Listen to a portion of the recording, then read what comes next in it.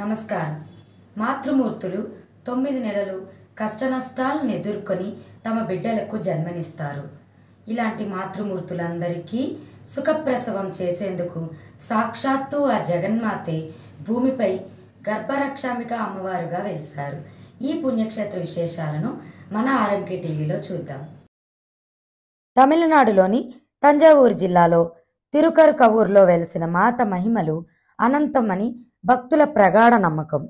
అమ్మవారిని మొక్కుకుంటే సుఖప్రసవం జరిగి తల్లి బిడ్డలు క్షేమంగా ఉంటారన్న నమ్మకం వేల ఏళ్ల నుంచి ఉంది. స్థల పురాణం ప్రకారం నిరుతవర్ అనే ఋషి తన సతీమణి వేదికతో కలిసి వెన్నర్ నది పక్కన నివసించేవారు.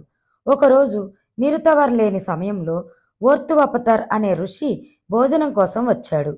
వేదిక గర్భవతిగా ఉండడంతో అతనికి ఆహారం తెచ్చేందుకు ఆలస్యమైంది. దీంతో అతను గర్భం ప్రాణాలతో ఉండరాదని శపించాడు. వేదిక అమ్మవారిని ప్రార్థించగా గర్భరక్షాంబికామాతగా ప్రత్యక్షమైన జగన్మాత గర్భానికి ప్రాణం పోసింది. అనంతరం వేదిక ఒక బాలునికి జన్మనిచ్చింది. సాక్షాత్తు అమ్మవారు గర్భవతికి రక్షణగా రావడం ప్రత్యక్షం కావడంతో ఈ స్థలం పవిత్రమైనదిగా ప్రసిద్ధికెక్కింది. జగన్మాత గర్భరక్షాంబికగా పరమేశ్వరుడు ముల్లై వననాథర్గా భక్తులకు దర్శనమిస్తుంటారు. శైవ భక్తులైన అప్పార్, సుందరార్, సెలిక్కార్, ఉమాపతి గ్రంథాల్లో ఆలయ ప్రస్తావన ఉంది. పంచారణ్య స్థలాల్లో ఇది ఒకటిగా పురాణాలు పేర్కొంటున్నాయి.